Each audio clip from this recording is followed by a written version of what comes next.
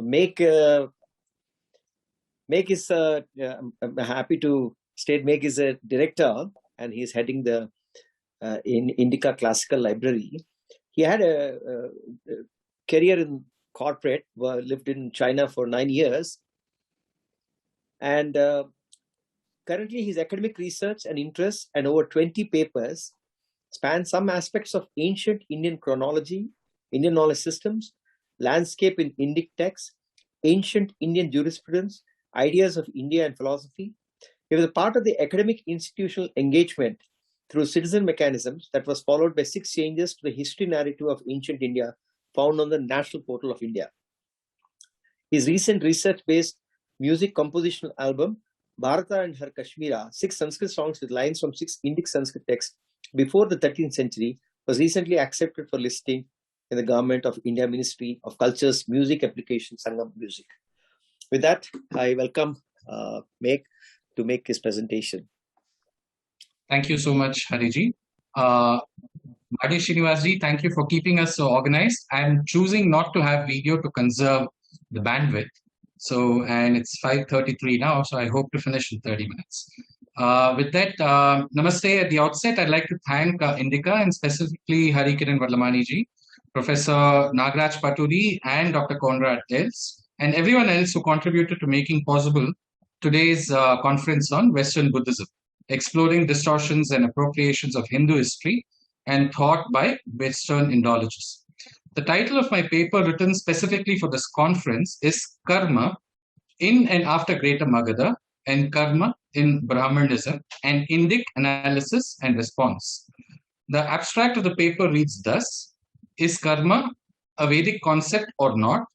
Is it the case that pre-Buddhist Vedic literature contains no trace of rebirth and karmic retribution? This paper explores answers to the above questions in the context of and in response to positions taken by Johannes Bronkhorst in his essays Karma in and after Greater Magadha and Karma in Brahmanism. Both titles within single quotes are names of essays in a book titled Karma, written by scholar Dr. Johannes Bronkhorst. The structure of my presentation is right at the top. I'll start with a prelude that will deal with some aspects of commonly accessible explanations of appropriation, more specifically cultural appropriation, points about reattributions, and in that context present a case for why the study of chronology should not be wholly ignored. I'll follow that up with a very brief overview of my work till date and spend a few minutes on some examples from previous work that are relevant to the theme of this conference and have been cited in this new paper. Thereafter, I'll present an analysis and conclusions of the new paper dealing with karma. A request, if anyone plans to post screenshots of this presentation in social media or elsewhere, a request that the same is done with the source link to this presentation, which will be uploaded to my academia profile. Thank you. And to ensure necessary caution, I'll be reading from a pre-prepared script and therefore request the indulgence of the audience in excusing an absence of perhaps a more interactive presentation, so to speak, which is normally what I would have preferred in other situations. Thank you. Now to cultural appropriation. In the Oxford Learners' Dictionaries, one will find the following. The act of copying or using the customs and tradition of a particular group or culture by somebody from a more dominant, powerful group in society. Note the word dominant. Another explanation of cultural appropriation, as found in Wikipedia, is the following. Cultural appropriation is the unacknowledged or inappropriate adoption of an element or elements of one culture or identity by members of another culture or identity. Now, here are two examples. One that is clearly inappropriate for many, I'm sure, of usage of Sri Ganesha in restrooms, and another which is potentially a case of unacknowledged use, at least in the cases where the source has not been explicitly identified. The case of cardiac coherence breathing and pranayama. What we will see in this paper, though, is, in my view, an example of a phenomenon which is perhaps a little more insidious, one that involves reattribution of ideas and or concepts from tradition A to B by a dominant third party, whatever be the motivation of that, who thereby lays the ground for tradition A to be accused of, ironically and damagingly, appropriation. What we'll also see in my view, is an example of a deployment of a common technique to facilitate reattribution, the altering of chronology. Now, let me add a few words of caution here, and it's important. To reduce the study of the past only to chronology would be clearly reductionist, and such reductionism would do no justice to genres such as itihasa, which are the storehouse for, as scholars have reasoned, far more meaning. For example, Indic notions of ethics, values, governance, etc. Therefore, when some scholars warn about reducing the study of the past, at least the Indic past, to only chronology, that is indeed a warning I find utterly meaningful, very sensible. While every study of the past need not be focused on only chronology or reduced to only chronology, and while everyone studying the past need not focus on, again, only chronology, it can't be too sound a case, in my view, that chronology can be or is to be completely ignored. Even in the ancient Indian context, we did have the Vamshavalis, for instance.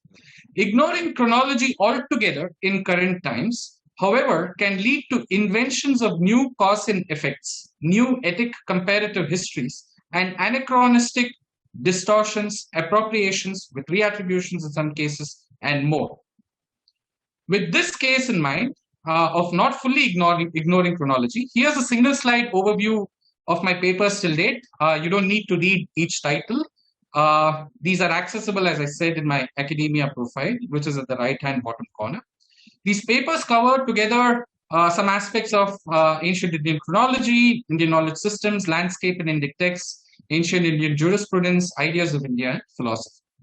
Allow me to briefly mention here that, and I'll come back to this with some details later if time permits, that as part of a citizen mechanisms-based academic institutional engagement in 2017 and 2020, which were followed by changes to the ancient India narrative on the National Portal of India. And these changes related to Aryan invasion and Indo-European.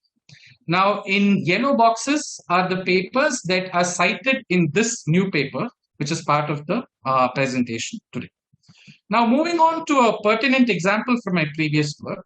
This is an example of a reattribution facilitated by a change in chronology. Now, Olival on the origins of the genre of Dharmashastras. Now, for I don't know how many of us know that there is now quite literally a new history of Dharmashastra. A new history of Dharmashastra being part of the title of this volume that you can see on the screen, published by Oxford in 2018 and edited by Patrick Olival and Donald Davis Jr. This book builds on various works of Olival, in these preceding years, including The Dharma Reader, published in 2016.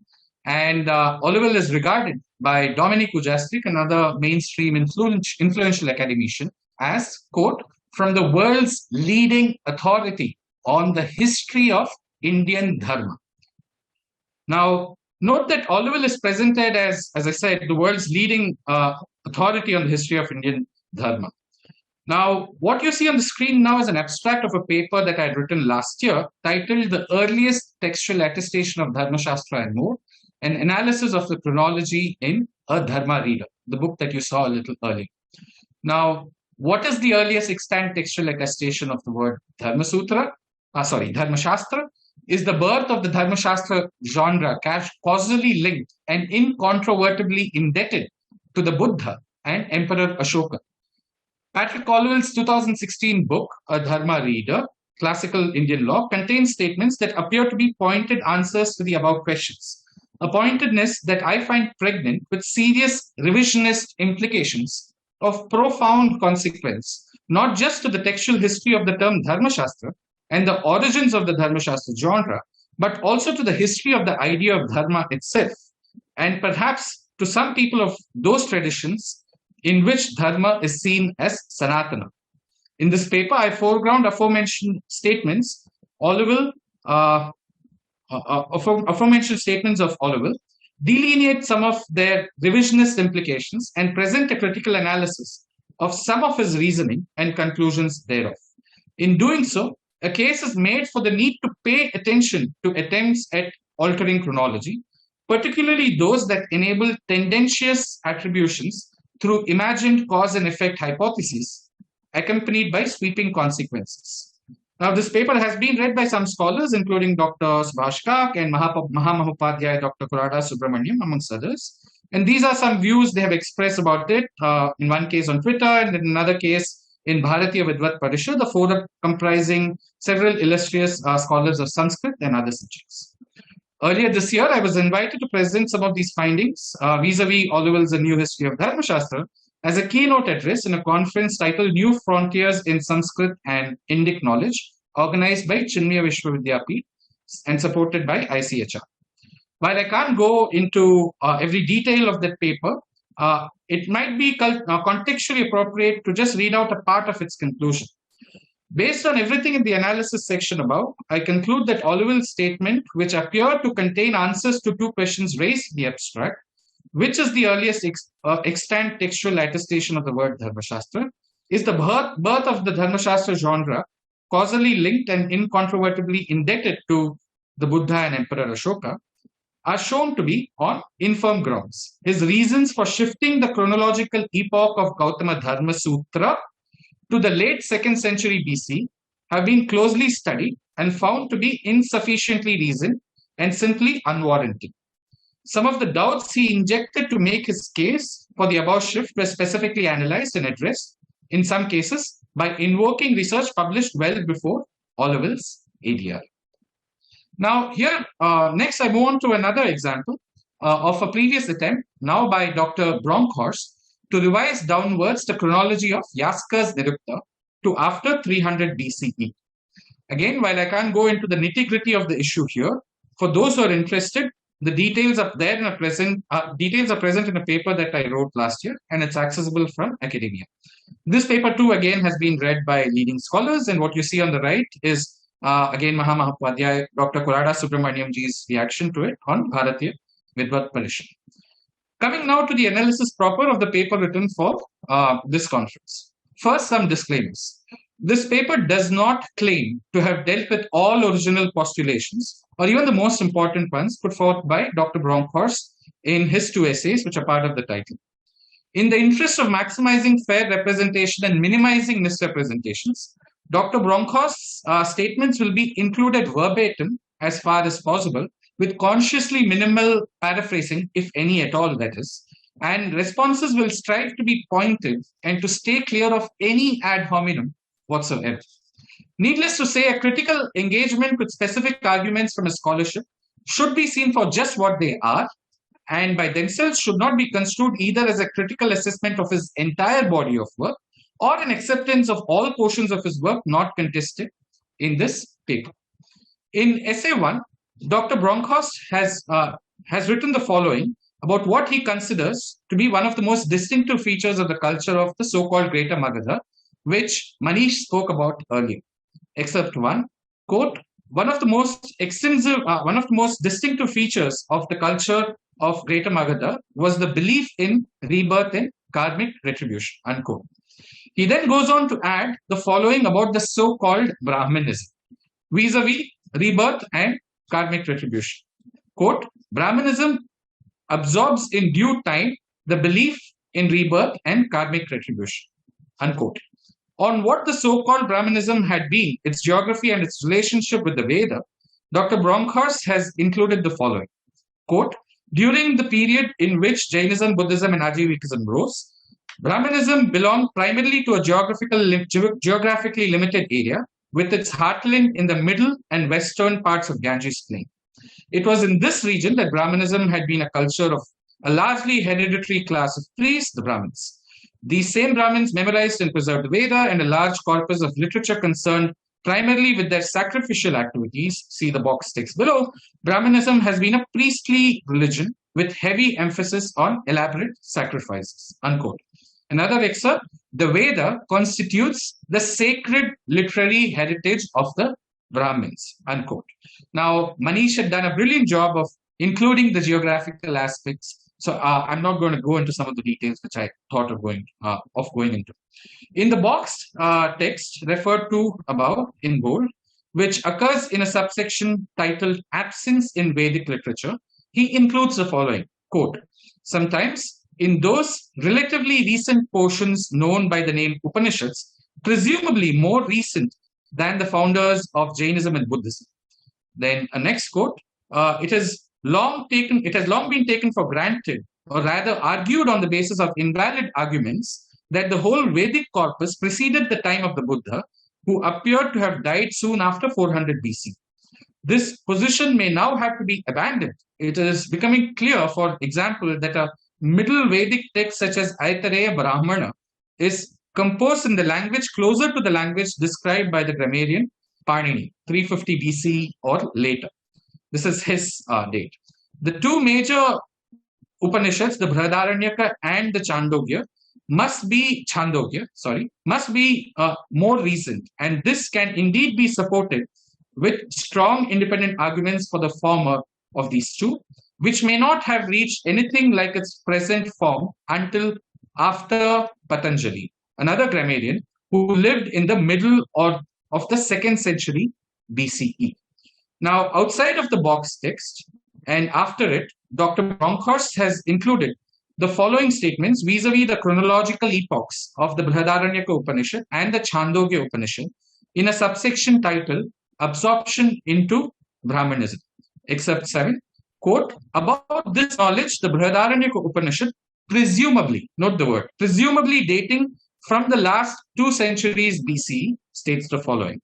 Another excerpt, a parallel passage occurs in another late Vedic text, note the words, late Vedic text, roughly from the same time, the Chandogya Upanishad. Now, what you see as table 1 on the screen right now is a quick summary to make it easy to kind of, visualize the chronological information that has come our way so far, which is death of Buddha. He places it between 400 BC and about 350 BC. Panini, 350 BC or later. Patanjali apparently lived around 150 BC. And Brihadaranyaka and Chandogya Upanishad apparently after 150 BCE. I will now come back to table 1 after the following points, where Dr. Bronkhorst himself sees evidence for rebirth and karmic retribution in the so-called Brahmanical literature, and where, in his view, the evidence either does not exist or is incomplete and unclear. One way to go about this is to follow the structure of the essay Karma in Brahmanism, which contains 4 sections broadly: an untitled introductory passage, the second one being absence in Vedic literature, the third one being Brahmanical resistance, and the fourth one being absorption in Brahmanism. The following excerpt of Dr. Bronkhorst can be seen as a clear dividing line, with nothing in the essay before this excerpt constituting what Dr. Bronkhorst would accept as clear evidence for rebirth and karmic retribution in the so-called Brahmanical literature, and some lines in the essay after this excerpt constituting what he might be willing to admit as acceptable as evidence for karma theory in what he calls Brahmanism. That dividing line excerpt, remarked about just above, which occurs in the final subsection of the essay Absorption into Brahmanism, is the following, quote, our discussion so far shows that the first Brahmanical attempts to absorb the new ideas by clumsy. In the passages concerned, only bits and pieces had been taken over and given a Brahmanical shape. This changed subsequently. Now, the image at the bottom of the screen is small. I apologize for that. But the portions highlighted in yellow, a line in the first paragraph and then subsequently at the bottom, in between these lines, he cites the Brihadaranyaka Upanishad. And to make the points I'm about to make about this, it was necessary to include this image. From the image above, it should be evident that after the sentence, this changed subsequently, and before the sentence commenced with, in other words, Dr. Bronkhorst has invoked the Brihadaranyaka Upanishad, and at least the following points merit to be noted here. He does not cite directly from the primary source in the language of the primary source, but has included a translation. For the translation he includes no referencing whatever. There's no number included which can help the reader easily identify which from the primary source is being referred to. It is not clear also whether this is his own translation or another person's translation. in footnote 9 of my paper, I've included my guesstimate of whose translation he might be quoting because it matches verbatim. That's Patrick Oliver. There are no footnotes or endnotes or anything in that place for us to be able to verify. I make this point to say that the academic standards that are expected from, in the Indic side, oftentimes is not seen in what passes for global scholarship. Thanks to the digital search facility and the following PDF on SOAS University of London web domain, I was able to find out that the quote, "a man turns into something good by good action," probably refers to 3.2.13 of the Brihadaranyaka Upanishad. Now, I've included the primary source in Sanskritam, is transliteration, but because the audience might be mixed, I will go to one translation from the Vande Mataram library. They went out and deliberated, and what they talked about was karma. And what they praised was karma. One becomes good through good karma and evil through evil karma, right? So fairly clear.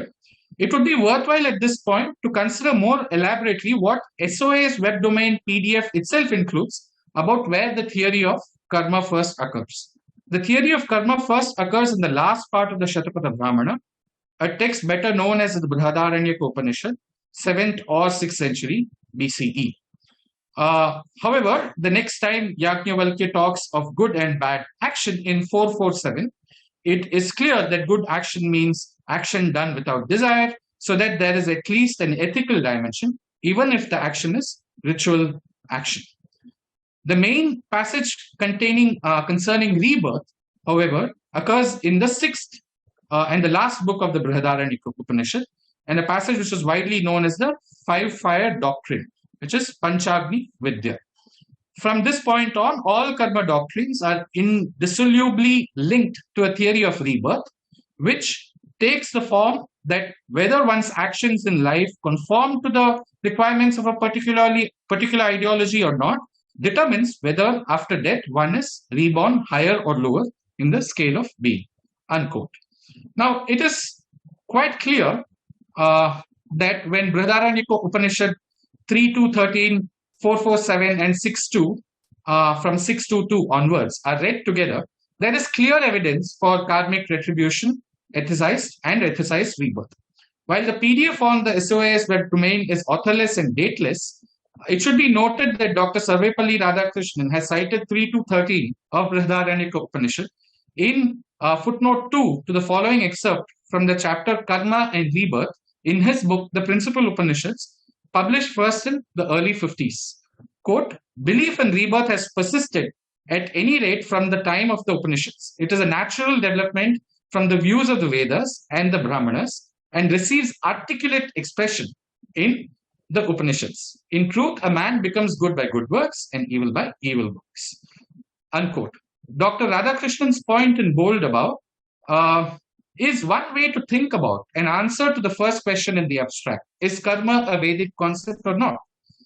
At least insofar as rebirth goes. It therefore merits foregrounding his footnotes 1 and 2, which is there on the screen in the image that you see. Dr. Radhakrishnan is certainly not alone in seeing connections with early Vedic literature, as seen in footnote 1 above. Consider, for instance, all the evidence that precedes the following excerpt from a section titled Conclusion, the Karma Doctrine in the Context of Brahmanic Thought in Hermann Tull's book, The Vedic Origins of Karma. Quote, "In investigating karma's earliest manifestations in the Upanishads, I have sought primarily to isolate the Vedic antecedents of karma and thereby to show that karma does have a prehistory in Vedic thought, an understanding of which is critical to an understanding of the karma doctrine in its earliest appearances in the Upanishads." Unquote. Let it be recalled here from considerations seen in page 6-7 of this paper that 3.2.13 of Brihadaranyaka Upanishad was deduced to be part of the evidence that Dr. Bronkhorst himself has cited to illustrate a change from and in contrast to the initial supposedly clumsy so-called Brahmanical attempts at absorbing ideas from the people of the region and milieu which Jainism and Buddhism belong.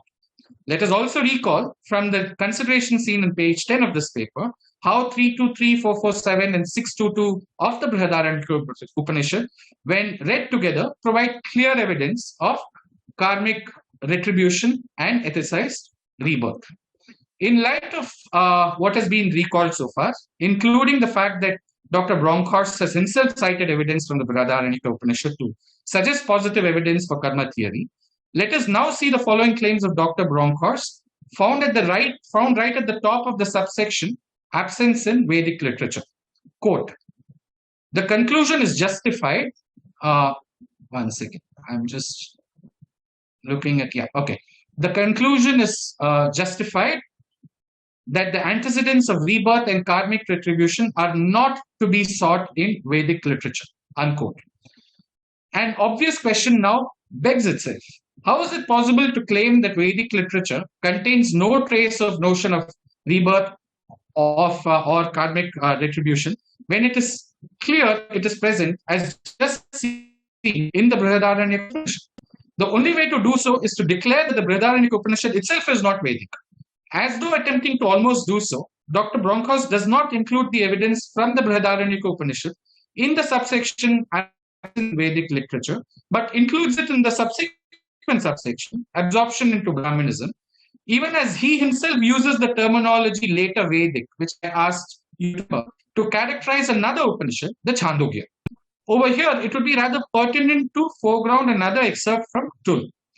I have emphasized the continuity of the traditions to counter the pervasive bias against the Brahmanas that stands at the foundation of Western Indology. The result of this bias has been a tendency to remove the Upanishadic tradition from its historical and conceptual context, unquote. Now to the second question in the abstract.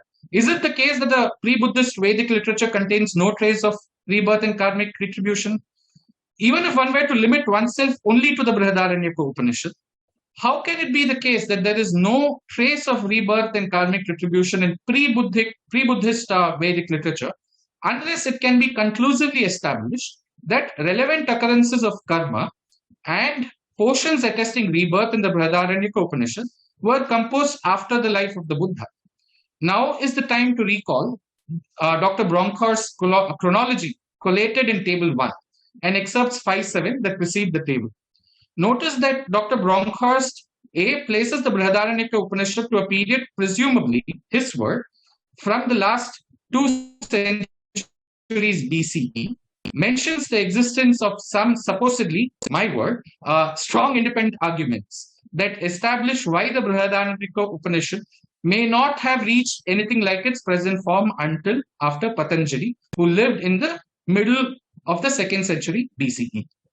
Now, he neither explicitly mentions those supposedly strong independent arguments, nor does he include a reference to a source where those supposedly strong independent arguments can be accessed. Now, this is unlike his own attempt to revise downwards the chronology of Yaska's Nirukta, in which case he had at least made it possible to access his reasons, which have though subsequently been critiqued and found wanting. I've included the references to those papers. Even Oliver, whose attempts to revise downwards the chronology of the genre of Dharma Shastras and Puranas have recently come under scrutiny, and even he has actually written that the Brihadaranyaka Upanishad is in all likelihood pre-Buddhist. Now, to mention Oliver here is not to endorse his chronological positions in toto. At the same time, it cannot be anyone's case, at least not so empirically, I would think, that Oliver has any incentive to deliberately accord a higher antiquity to the Brihadaranyaka Upanishad, especially when his attempts to revise downwards the early chronology of Dharma Shastras, amongst others, is quite evident. In sum, until and unless Dr. Bronkhorst or anyone else can establish conclusively that the Brihadaranyaka Upanishad, particularly all references of karma and portions attesting rebirth, is definitely post-Buddhist, Dr. Bronkhorst's presumption alone that such is the case cannot be, I reason, a rigorous case to reach sweeping, firm, revisionist conclusions about rebirth and karmic retribution in Vedic sources before the Buddha. Let it be noted here that establishing the above for the Brihadaranyaka Upanishad alone would not be sufficient, because the Chandogya Upanishad, which is also considered to be pre-Buddhist by Patrick Olivelle and others, also contains clear evidence. For instance, 5.10.7.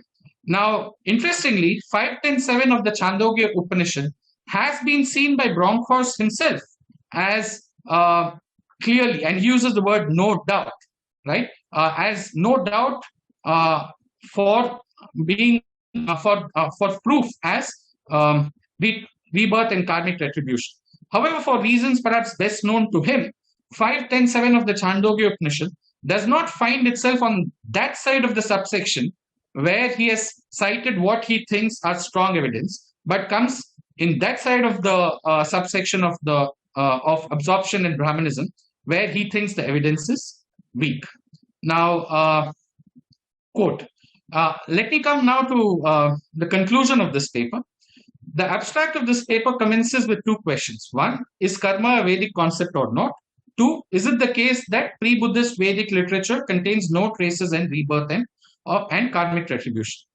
Premised on all the evidence and reasoning in the analysis section of this paper, I conclude in relation to the first question that one of Dr. Bronkhorst's conclusions, quote, the conclusion is justified that the antecedents of rebirth and karmic retribution combined are not to be sought in Vedic literature, is far from justified on counts more than one, including but and not limited to evidence found in the Brihadaranyaka Upanishad 3.2.13, 4.4.5, 4.4.7, 6.2.2, and in the Chandogya Upanishad 5.10.7.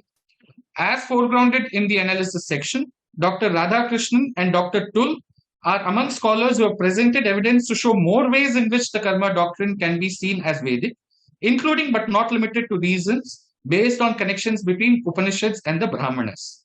At least in the essays named in the title of the paper, I neither found any direct engagement by Dr. Bronkhorst with Dr. Radhakrishnan and Dr. Tull's evidence, nor did I find any reference to any previous engagement with their work, which is publicly accessible at least, or in English at least.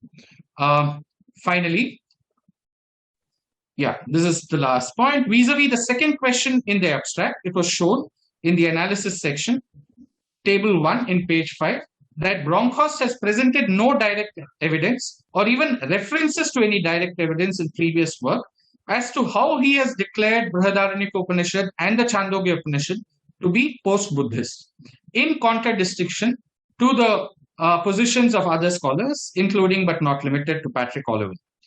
It is perhaps worth repeating here for emphasis that Bronkhorst's attempt to revise downwards the chronological epoch of the Yaska's Nirukta, this particular attempt of his for the Upanishads is not even as sound as what was the case of the Yaska's Nirukta, because over there at least his reasons were accessible and people like me could actually verify it. So pending a transparent and verifiable engagement with all critical analysis presented in this paper, this attempt at reattribution of karma by Bronkhorst, as found in the essay Karma in Brahmanism, appears to be yet another example of using near unilateral changes to chronology of Indic Sanskrit texts with insufficient or no evidence to not just lay the ground for and or propose reattribution of important concepts found in Sanatana Dharma's textual corpus, loosely Hindu, but to also malign the Vedic Dharma traditions by positing insufficiently substantiated, sometimes wholly imagined, counter-appropriation charges, to use Bronkhorst's words, absorption, and a clumsy appropriation at that, for the most, of on Vedic Dharma traditions. Thank you.